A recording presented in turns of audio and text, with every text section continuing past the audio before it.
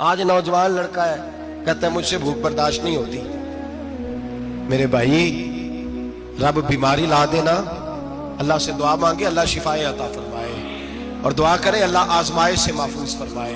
آپ یقین کریں میں نے لوگوں کو دیکھا ہے حلق سے قطرہ نہیں اترتا, خوراک کی نالی لگی ہوئی ہے, اعلیٰ غذائیں پکی ہوئی پڑی ہیں, عرش کا مالک کہتا ہے میں تیرے حلق سے گزرنے نہیں دوں گا. قانون بن گیا. میں نے دیکھا ہے ڈرپ پہ لوگ زندہ ہیں, بوتل لگی ہوئی ہے گلوکوز کی, گزارا چل رہا, اعلیٰ غذائیں پڑی ہیں, لاکھوں روپیہ تجوری میں پڑا ہے. مالک کہتا ہے تو نہیں کھا سکتا, تو وہ کھانے نہیں دیتا, نہیں کھانے دیتا. ایک شخص یورپ کے علاقے کا, میں کسی کالم نویس کا پڑھ رہا تھا, وہ کہتا میری کھربوں میں جائیداد ہے لیکن میرے معدے میں ایسی تکلیف ہے کہ میں آٹے کو چھان کر جو اوپر سے بورا نکلتا ہے صرف وہ کھا سکتا ہوں, اس کے علاوہ میں کائنات کی کوئی نعمت کھا نہیں سکتا. اور میرے بھائی وہ جب چاہے تو بڑے بڑے کھانے کھانے سے تجھے روک دے, تیرے دانت چبانے کے قابل نہ رہے, زبان نگلنے کے قابل نہ رہے, معدہ تیرا ہضم کرنے کے قابل نہ رہے, وہ جب چاہے تو جو مرضی کر لے. وہ کہتا چل تو میری مرضی پہ چلنا, ایک مہینہ میرے کہنے پہ نہ کھا, ایک مہینہ میرے کہنے پہ نہ کھا, تو یا اللہ تو کیا کرے گا؟ فرمایا صوم تصحو. میرے نبی پاک نے فرمایا تم روزے رکھو اللہ تمہیں صحت عطا فرما دے گا, اللہ تندرستیاں دے دے گا, شفائیں دے دے گا. تم روزے رکھو اللہ تمہیں, سبحان اللہ, اللہ تمہیں, اللہ طاقت دیتا ہے, ہمت دیتا ہے, اللہ ہمت دیتا ہے. میں نے دیکھا ہے, میں نے بزرگوں کو دیکھا ہے, ضعیف لوگوں کو دیکھا ہے, کمزور لوگوں کو دیکھا ہے, میں نے دیکھا ہے روزے رکھتے ہوئے, مزدوروں کو دیکھا ہے روزے رکھتے ہوئے. میں اپنے ابا جی کو کہتا ابا جی اتنی سخت گرمی اور مزدوری آپ کرتے اور مزدوری کے عالم میں روزہ رکھتے, تو کہتے پتر روزہ کی آندا ہے, روزہ کدوں کو جاندا ہے, روزہ اپنی جگہ تے مزدوری اپنی جگہ ہوتے. اور کئی دفعہ مینوں فرمان لگے, مینوں یار سمجھ کوئی نہیں لگتی, پتہ نہیں روزیاں چ اللہ طاقت کتھوں دے چھڑدا ہے, نہیں زیادہ کام بھی زیادہ کریدا ہے تے روزہ بھی بھائی صوم تصحو. میرے مصطفیٰ نے فرمایا تو روزہ رکھ اللہ تجھے صحت عطا فرما دے گا.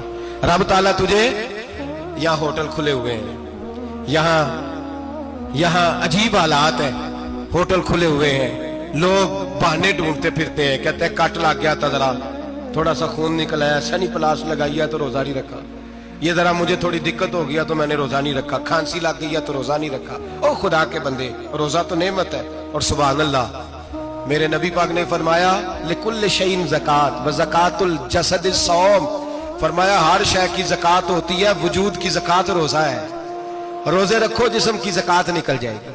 فاقہ کرنا بھی میرے نبی پاک کی سنت ہے, مسواک کرنا بھی سنت ہے, اور فاقہ کرنا بھی. مسواک والی سنت زیادہ اپناتے ہیں لوگ, فاقہ کرنا بھی نبی پاک کی سنت ہے. ایک صاحب مجھے کہنے لگے جناب بیٹھ کے کھانا حضور کی سنت ہے. میں نے کہا کبھی کبھی نہ کھانا بھی نبی پاک کی سنت ہے, نہ کھانا بھی حضور کی سنت ہے. اور ہمارے فقہاء نے لکھا ہے جو روٹی زیادہ کھاتا ہے اس میں دو باتیں پیدا ہو جاتی ہیں. کیا کیا؟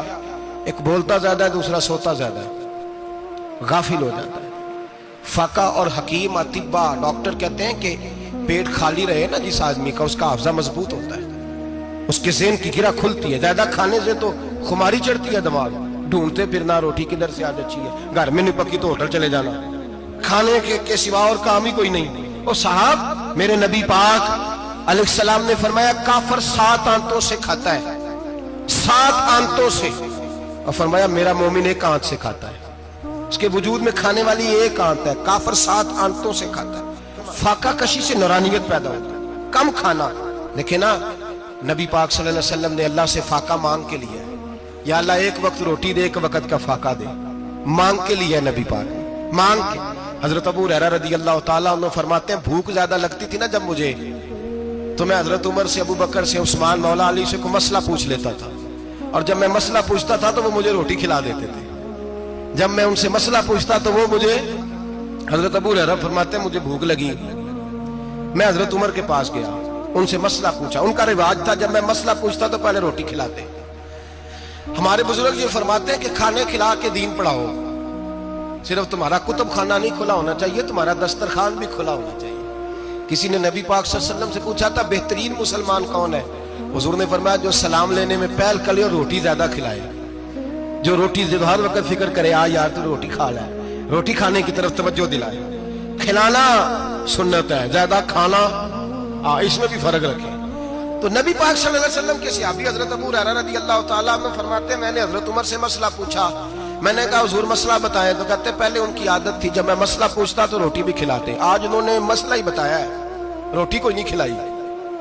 تو مجھے کہنے لگے ابو ہریرہ تو سوچتا ہوگا روٹی نہیں اس نے پوچھی, تو نے کب سے کھانا نہیں کھایا؟ میں نے کہا آج صبح سے. تو جناب عمر کہنے لگے میں نے کل صبح سے نہیں کھایا. چل ابو بکر صدیق کے گھر مسئلہ پوچھتے ہیں. کہتے ہیں جناب صدیق اکبر کے دروازے پہ گئے, جا کر کے ان سے مسئلہ پوچھا. ان کی بھی عادت تھی جب کوئی مسئلہ پوچھنے جاتے تو دسترخوان بچھا لیتے. کہتے آؤ روٹی بھی کھلاتا ہوں مسئلے بھی بتاتا ہوں. کہتے ہیں گئے تو انہوں نے بھی مسئلہ بتایا, روٹی کوئی نہ پوچھی. تو کہنے لگے عمر ابو ہریرہ تم لوگوں نے کل پرسوں سے نہیں نہ کھایا ہوگا. اور ابو بکر کو 4 دن گزر گئے ہیں, تھوڑا سا دودھ ملا ہے یا کھجور ملی ہے, روٹی کوئی نہیں ملی. چلو در رسول پہ چلتے ہیں, آؤ حضور کی بارگاہ. کہتے ہیں نبی پاک کی بارگاہ میں آئے, حضور نے چہرے دیکھے, کریم سے مسئلہ نہیں پوچھنا پڑا. میرے مصطفیٰ کریم نے فرمایا بھوک لگی ہوئی ہے تم تینوں کو, 3-4 دن ہو گئے. اللہ کے رسول نے فرمایا مجھے پورا ہفتہ ہو گیا ہے. سبب کچھ اور ہے جس کو تو خود سمجھتا ہے. زوال بندہ اے مومن کا بے زری سے نہیں, بھوک نقصان کا وجہ نہیں بنی, وجہ کوئی اور بنی ہے. رشوتیں جو بازار گرم ہوئے ہیں لوٹ مار کے, یہ روٹی کے لیے نہیں, یہ زیادہ کھانے کے لیے, یہ بینک بیلنس کے لیے گرم ہے. یہ لوٹ مار کا مقصد کوٹھیاں بنانا ہے, روٹی کا تو رب کریم کا وعدہ ہے. جو روز روتا ہے شام کو کہ میرا کاروبار کوئی نہیں, اصل میں کہتا ہے بنگلہ کوئی نہیں, اصل میں کہتا ہے کار کوئی نہیں, پجاروں کوئی نہیں, روٹی تو اللہ عطا فرماتا ہے, اس کا وعدہ ہے. فرمایا حضور نے 3 دن بیت گئے, چلو. میرا بے تکلف صحابی ہے ابو الحسن انصاری, وہ بڑے نصیب والے ہوتے ہیں جن کو میرے نبی پاک خود کہتے تھے کہ تیری فلانی ذمہ داری ہے. اس زمانے کا تو کسی کو کہہ دیا جائے یہ تیری ذمہ داری ہے تو کہتا ہے یہ تو پھٹیکے ڈالنے لگ گئے, یہاں سے تو چھٹی کر جانی چاہیے. خوش ہوتے تھے صحابہ کہ ہماری ذمہ داری لگی. کہتے ہیں حضرت ابو الحسن انصاری کے گھر گئے, نبی پاک نے فرمایا بھوک بڑی لگی ہے کھانا لا. کہتے ہیں حضور نے اسے کہا تو اس آدمی کو تو وجد ہی ہو گیا. اس نے کہا میرے اتنے نصیب کہ حضور کا یہ کھانا کھلا. آؤ دیکھو دنیا والو, آج جو سب سے زیادہ عزت والا ہے وہ میرا مہمان بنا ہوا ہے. فرماتے ہیں وہ دوڑے گئے, بکری اٹھائی, ذبح کی, بیوی کو کہنے لگے روٹی تیار کر. ادھر کھجوریں توڑی, انگور توڑے, کہنے لگے حضور آپ جب تک تناول کریں تب تک کھانا پک جاتا ہے. حضرت عمر کہتے ہیں روٹی پک کے آئی, بڑا پیارا گوشت, بڑا اچھا سالن, بڑا خوبصورت خلوص والا کھانا. فرماتے ہیں میں نے بڑا ہی کھایا. نبی پاک نے نہ ایک روٹی لی اور چھوٹی چپاتی, تھوڑا تھوڑا سالن کونوں سے, اور جب نبی پاک نے کھا لیا تو حضور کی آنکھوں میں آنسو آئے. حضرت عمر کہنے لگے حضور روئے کیوں؟ نبی پاک نے فرمایا سوچتا ہوں 7 دن کے فاقے کے بعد کھایا ہے, پر ڈرتا ہوں رب اس کا حساب پوچھے گا تو جواب کیسے دینا ہے, اس کا حساب بھی تو دینا ہے نا جو کھایا ہے.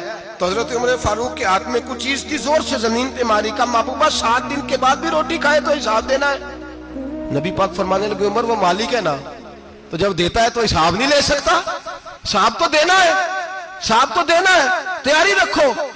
صحابہ کرام فرماتے ہم نے ارادہ کیا کہ آج کے بعد ہم پھر فاقے کریں گے, کم کھائیں گے, اس لیے کہ حساب دینا. میرے بھائی وہ فاقہ کشی کرتے تھے, ڈرتے تھے. یہاں تو لوگ کھا کے بیمار ہیں, کھاتے جا رہے ہیں, سوتے جا رہے ہیں, کھاتے جا رہے ہیں, سوتے جا رہے ہیں.